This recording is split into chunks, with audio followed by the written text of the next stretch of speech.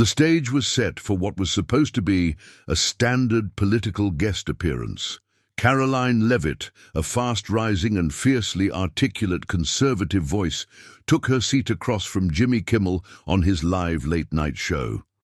What began with a few seemingly light-hearted jabs soon spiraled into something much more intense.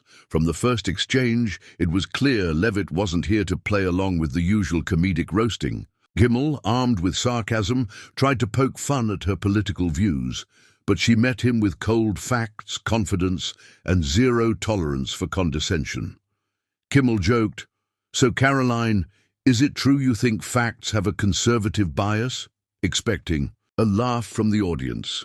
But Leavitt didn't smile.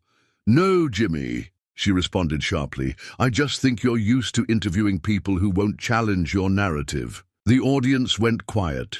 He tried to recover with another joke, but she was locked in, calling out what she described as Hollywood's echo chamber. The tension in the studio was thick.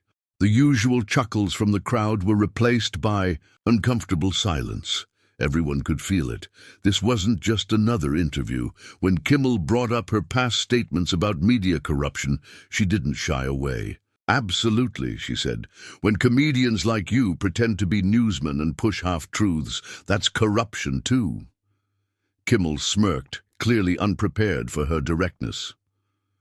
"So I'm the villain now?" he asked. "If the shoe fits," she answered. The crowd gasped. Viewers at home leaned in. The power dynamic had shifted. Kimmel tried to regain the upper hand, but every line he threw was met with a sharper, smarter response. Leavitt wasn't flustered. She was focused and visibly fed. Up with the usual late-night mockery. Trying to regain control, Kimmel brought out a montage of edited clips from Leavitt's speeches. "Let's take a look at some of your greatest hits," he said with a grin. But when the clip ended, Leavitt clapped back. "Cherry-picking videos and cutting context. Classic tactic. Should I start pulling jokes you regret from your monologues?" The audience let out a mix of laughs and gasps. Kimmel raised his hands defensively. "Hey, I'm just a comedian." Leavitt replied, "No, you're a propagandist with a punchline." The air grew tense again. Producers backstage were scrambling, unsure how far this would go. Kimmel, clearly annoyed, attempted to wrap up the segment early. "All right, I think we've had enough political talk for one night," he said. But Leavitt leaned in again. "That's right. Walk away when it gets inconvenient." The comment hit hard. Kimmel looked off camera, then back at Leavitt. "This isn't cable news," he warned. She smiled slightly.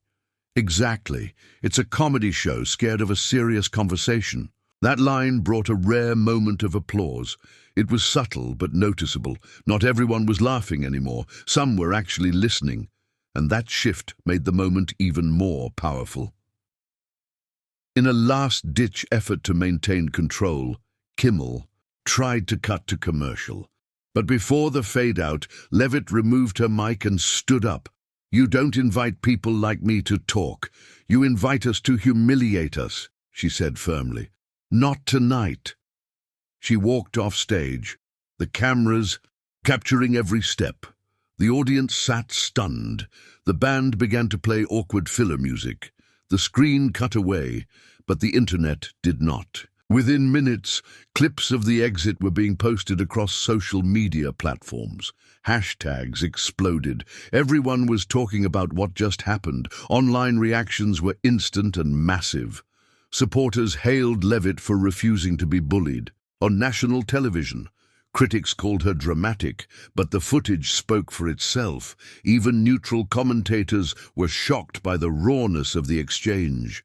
Some said it marked a turning point in how conservative voices were choosing to handle hostile media.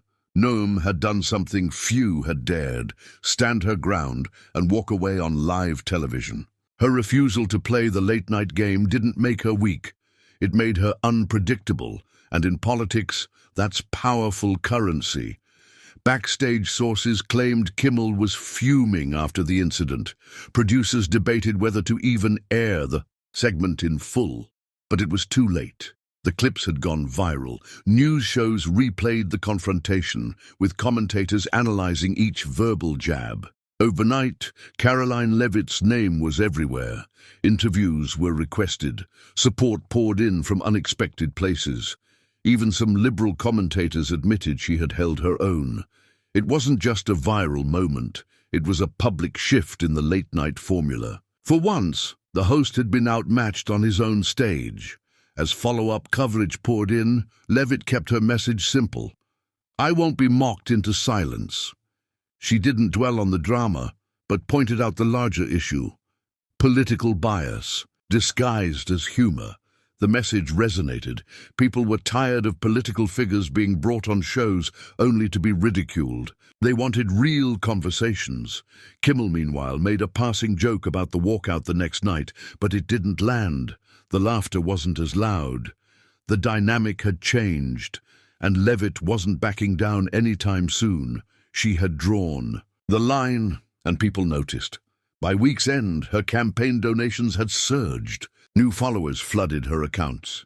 She released a statement thanking viewers for seeing through the noise. It was clear the incident had not hurt her. It had elevated her.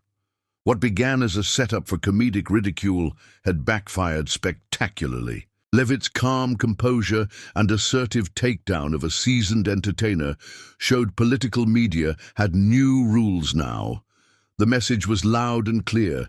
If you're going to challenge Karoline Leavitt, you'd better come prepared, because she doesn't just show up. She shows up ready to finish what others start.